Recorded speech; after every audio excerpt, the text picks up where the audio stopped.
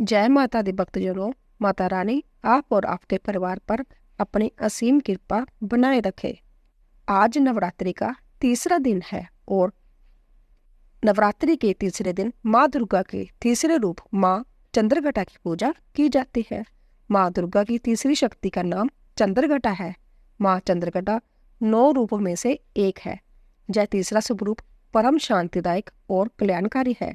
इनके माथे पर घंटे के आकार का अर्थ चंद्र बना हुआ है। इसी कारण से इन्हें चंद्रघटा कहा जाता है। नवरात्रि का तीसरा दिन अत्यधिक महत्तम माना जाता है।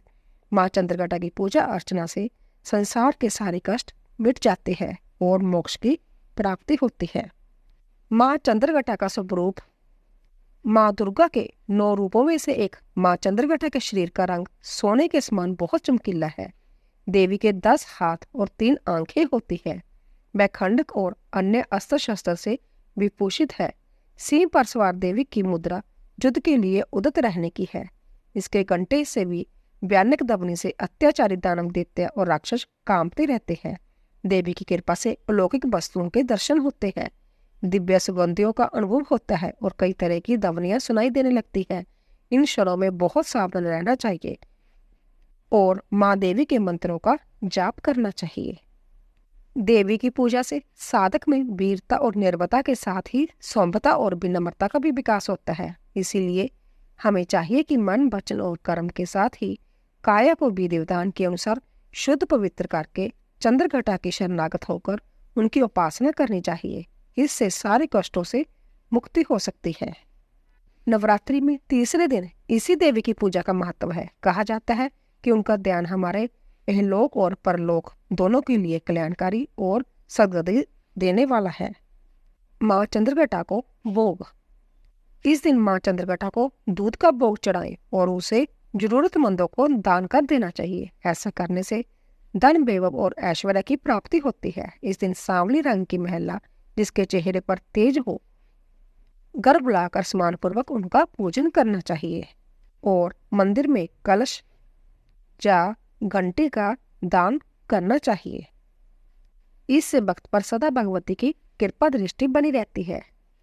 माँ चंद्रघटा की पूजा करने के लिए ध्यान मंत्र स्त्रोत मंत्र का पाठ अवश्य करना चाहिए। माँ चंद्रघटा की कथा। माँ दुर्गा जी की तीसरी शक्ति का नाम चंद्रघटा है। नवरात्रि उपासना में तीसरे दिन इन्हीं के विग्रह का पूजन आराधना किया जाता है।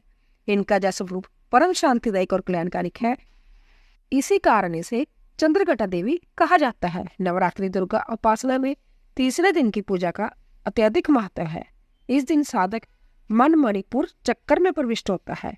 माँ चंद्रघटा की कृपा से उसे अलौकिक वस्तुओं के दर्शन होते हैं, दिव्य सुगंधियों का अनुभव होता है तथा विविध प्रकार की दिव्य ध्वनियां सुनाई देती है। माँ चंद्रघटा की कृपा से साधक के समस्त पाप और बाधाएं विनष्ट हो जाती है। इनकी आराधना से सदैव फलदायी है। इनकी मुद्रा सदैव युद्ध के लिए अभिमुख रहने होती है। अंत्य भक्तों के कष्ट का निवारण अंत शीघ्र कर देती है। इनका वाहन सिंह ही है।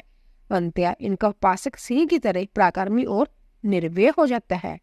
इनके घंटे की ध्वनि सदा अपने भक्तों की प्रेत बाधाओं रक्षा करती है। इनका ध्यान करते ही शरणागत की रक्षा के लिए इस घंटे की ध्वनि निनादित हो उठती है। दुष्टों का दमन और विनाश करने में सदैव तत्पर रहने के बाद भी इनका स्वरूप दर्शक और आराधक के लिए अंतत सौम्यता एवं शांति से परिपूर्ण रहता है। इनकी आराधना से प्राप्त होने वाला एक बहुत बड़ा सद्गुण यह भी है कि साधक में वीरता निर्भयता के साथ ही सौम्यता एवं विनम्रता का भी विकास होता है। उसके मुख्य नेत्र तथा संपूर्ण काया में कांति गुण की वृद्धि होती है। स्वर में दिव्य अलौकिक माधुर्य का समावेश हो जाता है। माँ चंद्रघटा के भक्त और उपासक जहाँ भी जाते हैं लोग उन्हें देखकर शांति और सुख का अनुभव करते हैं।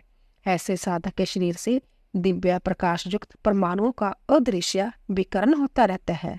यह दिव्य किरण साधारण चक्षुओं से दिखलाई नहीं देती, किंतु साधक और उसके संपर्क में आने वाले लोग इस बात का अनुभव भलीभांति करते हैं। हमें चाहिए कि अपने मन वचन कर्म एवं काया को विहित विधि विधान के अनुसार पूर्णतया परिशुद्ध एवं पवित्र करके माँ चंद्रघटा की शरणागत होकर उनकी उपासना आराधना में तत्पर हो उनकी उपासना से हम समस्त संसारिक कष्टों से विमुक्त होकर सहजी परम पद के अधिकारी बन सकते हैं।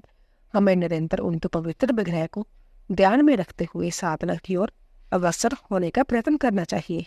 उनका ध्यान हमारे अहलोक और परलोक दोनों के लिए परम कल्याणकारी और सदगति को देने वाला है। बोलिए अम्बे मात की जय।